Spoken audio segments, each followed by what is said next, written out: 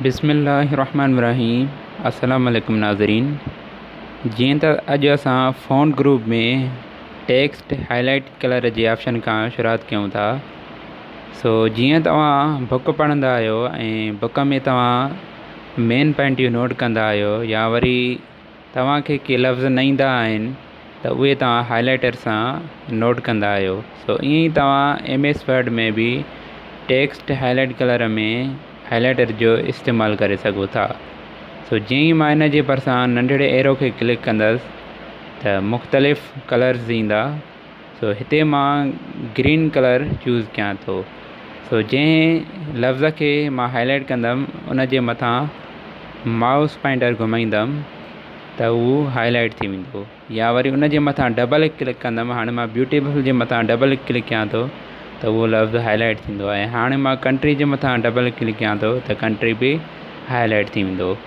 अगरि तव्हां इन्हनि लफ़्ज़नि खे हाईलाइट नथा करणु चाहियो जेके असां हाणे हाईलाइट कया, त साॻियो ई इन जे मथां डबल क्लिक कंदव त हीअ हाईलाइट इन्हनि जे मथां हटिजी वेंदो। ब्यूटीफुल खे बि मां डबल क्लिक कयां थो ऐं पाकिस्तान खे बि डबल क्लिक कयां थो।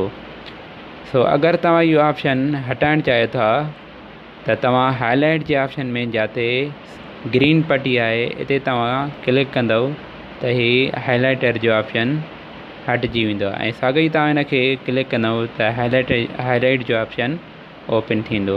फ़िलहालु मां इन खे हाणे क्लोज़ कयां थो। ऐं हाणे असां टेक्स्ट इफेक्ट्स एंड टाइपोग्राफी जो ऑप्शन सिखूं था। इन में तव्हां अखरनि खे ख़ूबसूरत बणाए सघो था मुख़्तलिफ़ स्टाइल्स ॾेई करे। टेक्स्ट खे मां सिलेक्ट कयां थो ऐं उन जे भरिसां नंढड़े एरो खे क्लिक कयां थो, यानी इन ऑप्शन जे भरिसां त मुख़्तलिफ़ स्टाइल्स ईंदा। मां हीअ स्टाइल चूज़ कयां थो। ॾिसो हीअ स्टाइल अप्लाई थी वियो आहे। ऐं उन खां अलावा मां टेक्स्ट खे पहिरियों सिलेक्ट कयां थो। तव्हां जेको आहे त अखरनि जी आउटलाइन जो कलर बि चेंज करे सघो था, ॾेई सघो था। तव्हां पंहिंजी ज़रूरत मुताबिक़ ते को बि कलर पंहिंजी मर्ज़ीअ सां ॾेई सघो था। अगरि तव्हां आउटलाइन जो कलर हीअ रेड रखियो आहे, अगरि तव्हां इहो कलर हटाइणु चाहियो था साॻियो ई तव्हां ऑप्शन में वञी करे आउटलाइन में अची नो आउटलाइन कंदव, अखरनि जी आउटलाइन जो कलर हटिजी वेंदो। ऐं उन खां अलावा तव्हां शेडो बि ॾेई सघो था अखरनि खे। हिते तव्हां पंहिंजी मर्ज़ीअ सां शेडो ॾेई सघो था। अगरि तव्हां शेडो ॾेई विया हो ऐं तव्हां शेडो नथा ॾियणु चाहियो त मथे ऑप्शन आहे नो शेडो जो, हिते तव्हां क्लिक कंदव त शेडो हटिजी वेंदो। ऐं उन खां अलावा अखरनि खे तव्हां रिफ्लेक्शन बि ॾेई सघो था। मां हीअ रिफ्लेक्शन ॾियां थो। ॾिसो हीअ रिफ्लेक्शन अप्लाई थी वियो आहे। अगरि तव्हां रिफ्लेक्शन हटाइणु चाहियो था त साॻियो ई रिफ्लेक्शन जे ऑप्शन में अची करे नो रिफ्लेक्शन कंदव त रिफ्लेक्शन हटिजी वेंदो। ऐं उन खां अलावा तव्हां अखरनि खे ग्लो बि ॾेई सघो था। हिते मुख़्तलिफ़ ग्लोस जा स्टाइल्स आहिनि। मां ही स्टाइल ॾियां थो।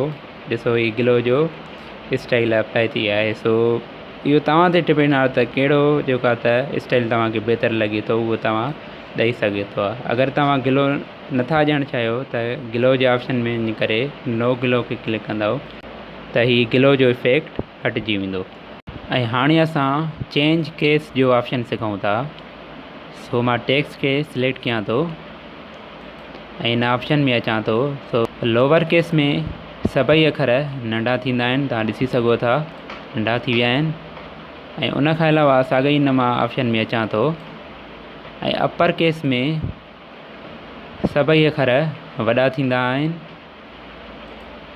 ऐं उन खां अलावा कैपिटलाइज़ ईच वर्ड में लफ़्ज़ जो पहिरियों अखर, हर हिकु लफ़्ज़ जो पहिरियों अखर वॾो हूंदो आहे ऐं ॿिया सभु नंढा हूंदा आहिनि। जीअं पाकिस्तान आहे, पाकिस्तान में पी अखर वॾो आहे, ॿिया सभु नंढा आहिनि। ऐं इज़ में आहे अखर वॾो आहे, ॿिया सभु नंढा आहिनि। ईअं ई माए में एम वॾी आहे, ब्यूटीफुल में बी ऐं कंट्रीअ में सी वॾी आहे।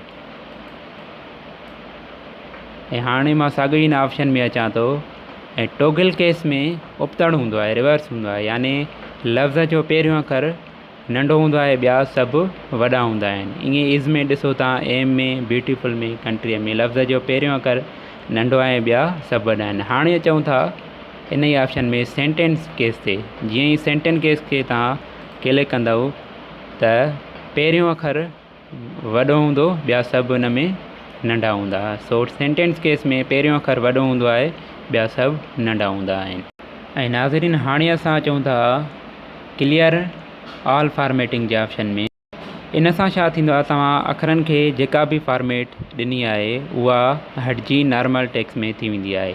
मसलन हाणे मां हिन जेको आहे त अखरनि खे हीअ स्टाइल ॾिनो आहे, ऐं उन खां अलावा मां हिन खे जेको आहे त बोल्ड बि ऑलरेडी थियल आहे, इटैलिक में बि कयां थो, ऐं हेठां अंडरलाइन बि ॾियां थो, ऐं उन खां अलावा हिन जी साइज़ मां जेको आहे त 28 रखां थो, ऐं स्टाइल्स हिन में एरियल ब्लैक मूंखे पसंदि हूंदो आहे उहो ॾियां थो। त अगरि तव्हां क्लियर ऑल फॉर्मेटिंग कंदो, ॾिसो हीअ अखर जेको आहे त नॉर्मल फॉर्मेट में अची वेंदो आहे। सो यानी जेका हिननि जी पहिरियां वारी साइज़ आहे 11 या बाय डिफ़ॉल्ट माना जेको पहिरियों वारो स्टाइल आहे कैलिब्री उहो अची वेंदो। यानी जेका बि तव्हां अखरनि खे जेको आहे त फॉर्मेट अप्लाई कंदा आहियो अखरनि खे, उहो क्लियर ऑल फॉर्मेटिंग जे ऑप्शन सां उहो हटिजी ईंदो आहे, ऐं टेक्स्ट बाय डिफ़ॉल्ट नॉर्मल में ईंदा आहिनि। सो नाज़रीन, ही हुयो MS वर्ड जो अॼु ताईं जो लेक्चर। सो इंशाल्लाह अगली वीडियो में असां जेको आहे त होम टैब जी पैराग्राफ जेको आहे त ग्रुप खां शुरू कंदासीं। सो तेसीं ताईं मूंखे इजाज़त ॾींदा। अल्लाह हाफ़िज़।